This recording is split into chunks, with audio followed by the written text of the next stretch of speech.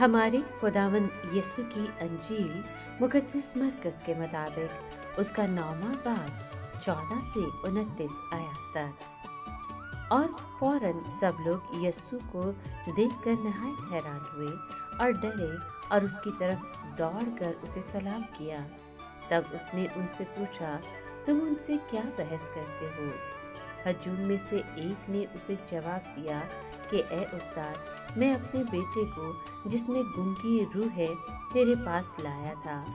वो जहाँ उस पर काबू पाती है उसे पटक देती है और वो कफ भर लाता है और दांत पीसता और सूखता जाता है।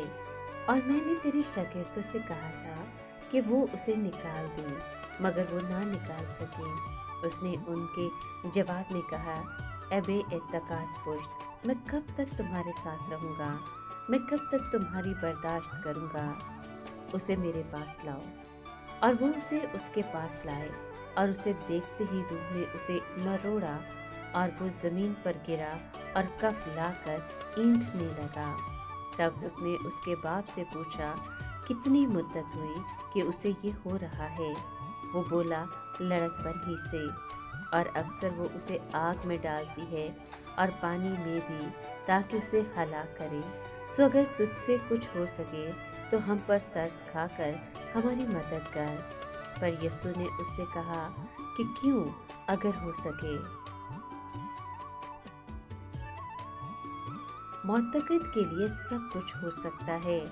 लड़के के बाप ने फौरन आंसुओं के साथ चिल्लाकर कहा, मैं इत्तकात रखता हूँ, तो मेरी बेइत्तकाती की भी मदद कर। और जब यीशु ने देखा कि हजूम दौड़ दौड़ कर जमा हो रहा है, तो उस नापाक रूह को झिड़क कर उससे कहा, ए गूंगी बहरी रूह, मैं तुझे हुक्म देता हूँ, इसमें से निकल आ और इसमें फिर कभी दाखिल ना हो। वो चिल्लाकर और उसे बहुत इनकार कर निकल गई और वो मुर्दा सा हो गया, ऐसा कि अक्सरों ने कहा कि ये मर गया है। मगर यीशु ने उसका हाथ पकड़कर उसे उठाया और वो उठ खड़ा हुआ। और जब वो घर में आया तो उसके शागिर्दों ने पोशीदगी में उससे पूछा कि हम उसे क्यों ना निकाल सके। उसने उनसे कहा कि ये जिन्स सिवाय दुआ और रोज़े के किसी तरह से निकल नहीं सकती। फिर वो वहाँ से रवाना होकर जलील में से गुजरे और वो ना चाहता था कि कोई जाने। पाकलाम के पढ़े और सुने जाने पर खुदा उनकी बरकत हो, खुदा का शुक्र हो। अजीज दोस्तों, आज के कलाम में हम देखते हैं कि एक बदरू गिरफ्तार लड़का शिफा पाता है, लेकिन यहाँ पर बात बेतकादी की आ जाती है। यीशु ने शागिर्दों को उनकी बेतकादी पर डांटा। क्या उसने उनको बदरूहें निकालने का इख्तियार नहीं दिया था? वो कब तक उनके साथ रहेगा? कब तक उनकी शिकस्त खुर्दा और बेबस जिंदगियों की बर्दाश्त करेगा? यहाँ बाप ने ईमान और बेतकादी का वो मिला जुला एहसास दिखाया जो हर ज़माने में खुदा के लोगों के तजर्बे में आता है। कहता कि खुदावन, मैं इत्तकात रखता हूँ और तू मेरी बेतकादी का इलाज कर। हम ईमान रखना चाहते हैं, लेकिन अपने आप को शकूक से भरा हुआ पाते हैं।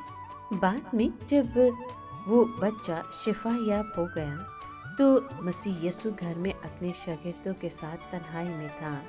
उन्होंने पूछा कि हम उसे यानी नापाक रूह को क्यों ना निकाल सके। उसने जवाब दिया कि बाज़ मौजज़ों के लिए दुआ और रोज़े की ज़रूरत होती है।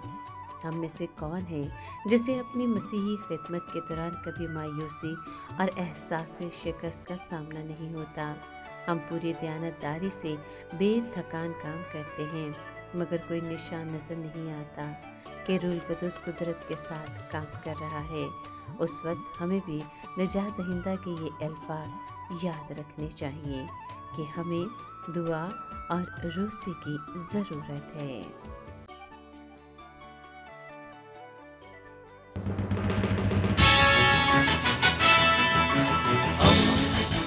दोस्ती का पैगंबर, रेडियो वेरितास एशिया।